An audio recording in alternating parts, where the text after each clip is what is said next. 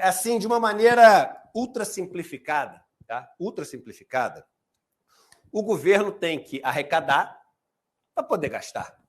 Não é isso? Sim. E ele arrecada de várias maneiras. Ele tem os impostos, ele tem, por exemplo, as empresas estatais que têm os seus resultados, né? E esses resultados o governo pode usar, mesmo se for uma empresa de capital misto, de economia mista, como a Petrobras, né? Quando a empresa distribui dividendos, um pedaço vai para o governo tem taxas que ele cobra das pessoas, tem tudo isso, né? Antes de fazer esse quadro aqui, deixa eu só mostrar duas coisinhas para vocês, ver se isso aqui está atrapalhando. Se tiver, eu chego para trás aqui. Só mostrar. Não, calma, gente. A produção pode ficar tranquila, que está tudo sob controle aqui. Aqui está mostrar para vocês uns gráficos, só para a gente mostrar dado oficial do governo. Porque isso aqui é um relatório oficial. Isso aqui é um relatório oficial da Receita Federal de 2017. O que eu quero mostrar para vocês?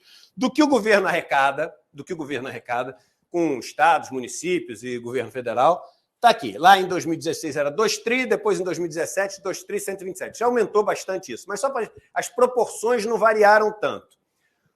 O quanto do que o governo recebe de dinheiro vem do imposto sobre a renda. Imposto sobre a renda pega mais pobre ou rico? Rico. Porque o pobre está na menor alíquota de imposto de renda e está muito na informalidade. O rico é onde você poderia pegar o imposto sobre a renda do cara, dividendos, etc. No Brasil, isso representa, cadê o imposto sobre a renda? Menos de 20% da arrecadação total. No mundo, isso é mais de 1/3. A média é de 1/3 para cima. Então, enquanto no mundo isso é mais de 33%, no Brasil é 19%. Imposto sobre bens e serviços, sobre propriedade, que o mundo usa também. É o IPTU, é o IPVA, é o imposto no jatinho, que no Brasil é 0%, é o imposto na lancha também, que no Brasil é 0%.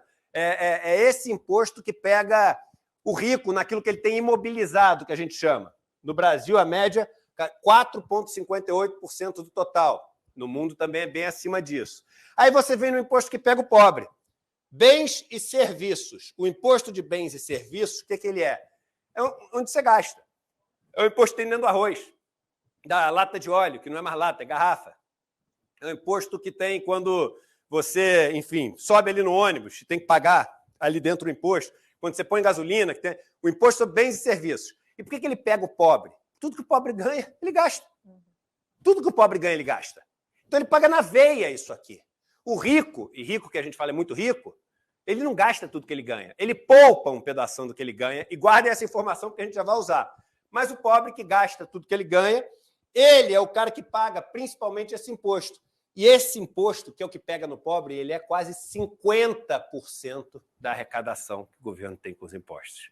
Vamos ver como é que isso se compara com o mundo? Põe o próximo gráfico, por favor. Aqui, carga tributária sobre renda, lucro, o imposto sobre os ricos. O Brasil comparado com os países da OCDE, em 2016, que é o último relatório que o governo tinha feito quando fazia direito, depois que entrou o Temer, eles esconderam esse relatório. Isso é oficial, tá? Oficial. Olha o Brasil no gráfico. Imposto sobre rico. Quanto que cobra de alíquota? Você não está vendo, porque tem que olhar lá para baixo. É esse aqui, ó. Vou sentar aqui, ó. É esse aqui. O Brasil é esse aqui. Quer ver agora o imposto sobre o pobre, que é aquele de bens e serviços? Bota o próximo gráfico. Bota o próximo gráfico. Opa, vou ter que levantar de novo agora. Imposto sobre pobre é esse aqui, em relação aos outros países. Então não é que o Brasil paga muito imposto ou pouco imposto. Quem paga muito? Quem paga pouco? Como é que funciona essa máquina? Só para vocês terem mais um caso assim, esse é anedotal, mas é porque ele é muito importante. Nessa tabela, esse relatório é espetacular. Nessa tabela, põe a tabela aqui. Ele mostra um por um, todos os impostos. Isso aqui vai para baixo, várias páginas, todos os impostos que são pagos, né? O total, a gente viu, é aquele 2 trilhões 127, lá em 2017. E eu trouxe um para mostrar para vocês, o pessoal que discute MST, não sei o quê. Todas as terras do Brasil na mão desses latifundiários, desses fazendeiros, etc., todas juntas pagam por ano pouco mais. Cadê? Aqui, Imposto Territorial Rural. Aqui, ó. 1 bilhão. 1 bilhão e 200.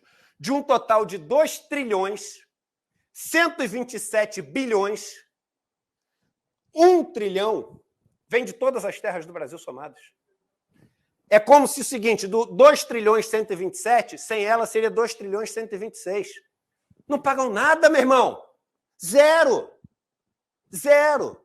Eu já falei, eu tenho um sítio aqui perto de São Paulo, 120 mil metros quadrados o meu sítio tem. Eu pago R$250 por ano de imposto. Por ano, não é por mês, que já seria baixo. As terras do Juscelino estão aí nesse número, né? As terras do Juscelino estão aqui. As terras dos donos das emissoras de rádio e de televisão estão aqui. Só São Paulo paga por mês um IPTU parecido com isso. Só a cidade de São Paulo, não o estado, não a cidade. Olha, vamos ver IPTU. Vamos ver IPTU. Põe aqui, próxima, agora sim, aquela próxima menorzinha. O IPTU, está aqui, ó. O IPTU pago, quase 40 bilhões. Quase 40. Então, as cidades pagando IPTU, quase 40 bilhões. Todas as terras do Brasil somadas, 1 bi. 1 bi. E você acha que o problema do Brasil é o MST? E o que esses caras do agronegócio, eles produzem, eles exportam. Sabe quanto é o imposto que eles pagam na exportação? É zero, William. É zero, William.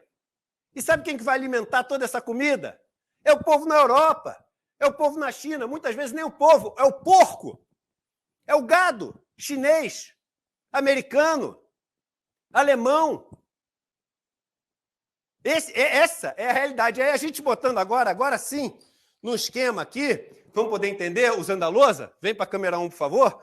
Vamos lá. Então, isso aqui é o que é pago de impostos.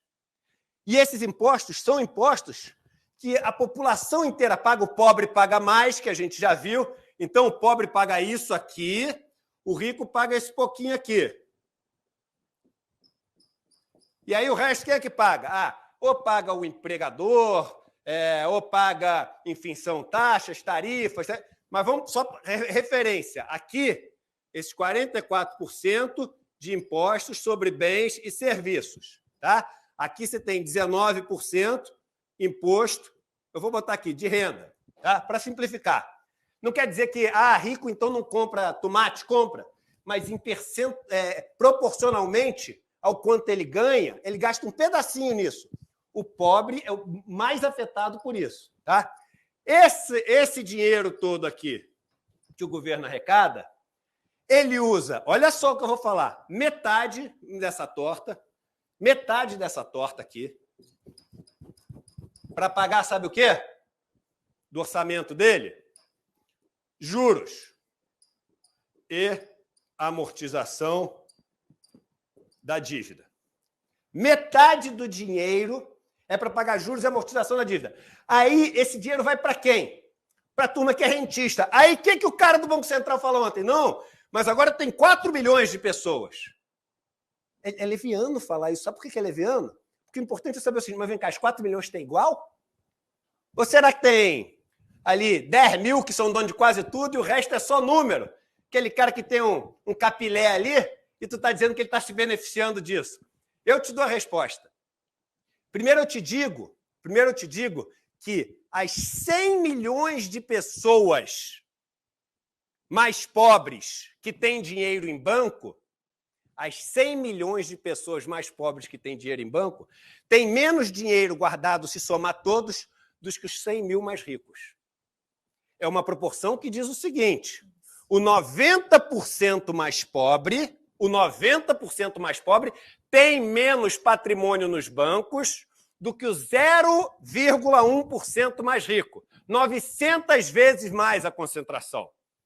Então, só para ver como é leviano o que o cara falou. Eu estou trazendo dado da Ambima. Então, é dado oficial. Ali ele chuta um monte de coisa. Você não sabe nunca de onde vieram os dados. Eu estou falando dado, oficial. Mas vamos lá. Então, esses juros que são pagos, 90% vai para a mão da turma mais rica.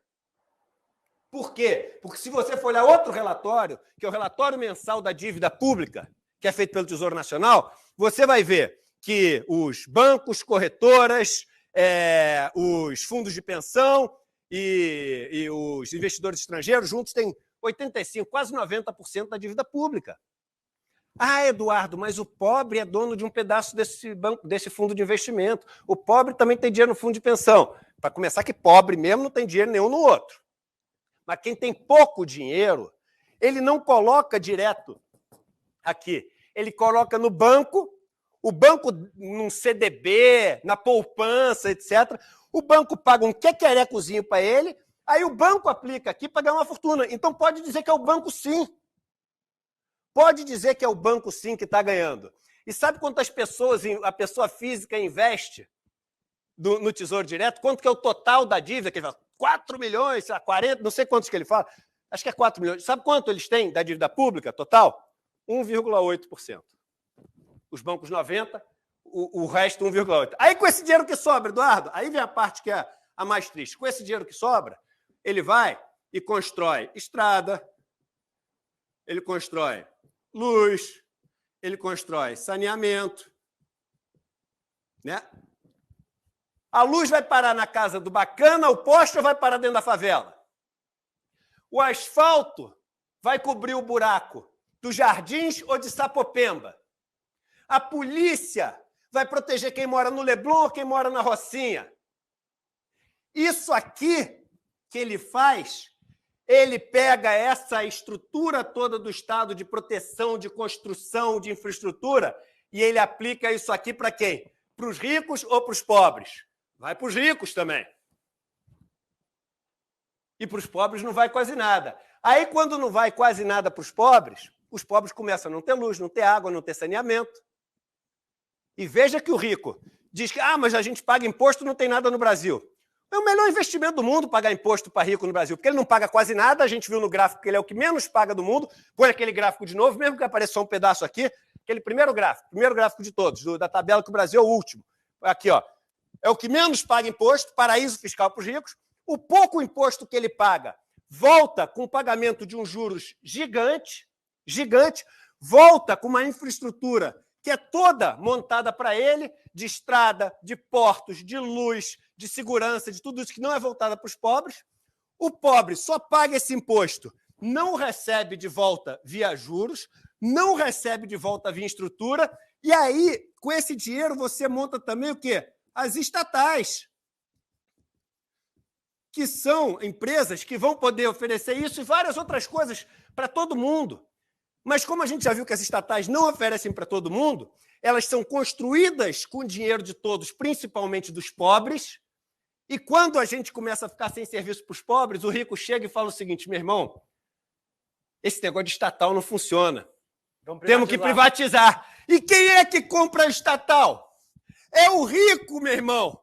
Com qual dinheiro que ele compra a estatal? Com os juros que ele ganhou do pobre. Em outras palavras, o pobre paga para o rico a estrada, o pobre paga para o rico a luz, o pobre paga para o rico o saneamento, o pobre constrói e entrega para o rico as estatais e o rico usa tudo isso para criar mais modelo de sequestrar mais dinheiro do pobre, financiar mais deputado e manter essa taxa de juros alta e pegar e botar mais presidente do Banco Central, que vem do mercado financeiro, e manter a taxa de juros alta e, no final das contas, o cara fala, é técnico. Meu irmão, para respeitar o nosso horário aqui, é técnico uma ova. Eu ia falar coisa muito pior. É técnico uma ova. Isso aqui é o maior problema do país. Isso aqui não tem arcabouço, não tem reforma para modernizar a estrutura de imposto. Isso aqui é o seguinte, é mudança de paradigma. É um outro país. É outra realidade. Se a gente fizer assim, desse jeito, dando uma ajeitadinha para cá e para lá, vai continuar sempre a mesma coisa. Agora, se a gente quiser virar essa mesa, a gente pode ter um país de verdade, porque não falta riqueza aqui. Não falta bolo para distribuir, se quiser distribuir da maneira correta. Não falta. Um dos países que mais tem petróleo do mundo, que mais descobriu nas últimas décadas, mais tem minério, onde planta qualquer coisa dá, tem água limpa, potável, tem fonte renovável de energia, tem incidência de sol no país inteiro, uma costa gigante, tem peixe, tem mercado consumidor, não gosto de usar essa palavra, mas o pessoal tem aqui também, tem universidades instaladas, tem capacidade de produzir ciência, produzir saber, tem tudo. Agora, isso tudo, hoje, está em função da meia dúzia Ou a gente inverte a máquina, de verdade, mudança de paradigma, e por isso que eu digo, a definição disso é revolução, ou então é o seguinte, ficar torcendo para aquilo que não tem chance de acontecer. E aí o Nietzsche tinha razão. A esperança pode ser um dos maiores males, porque só prolonga o sofrimento. Com isso aqui, não mudando, não adianta ter esperança. Desculpa a bagunça aqui.